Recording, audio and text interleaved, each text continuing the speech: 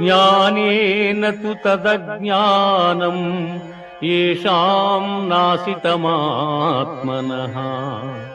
తేషామాదిత్యవజ్ఞానం ప్రకాశయతి తత్పరం.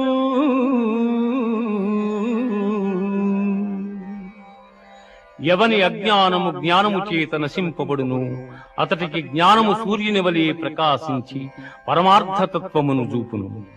విద్యా వినయ సంపన్నే బ్రాహ్మణే గవిహస్తిని సునిచైవ స్వ్యపాకే చ పండితాః సమదర్శినః.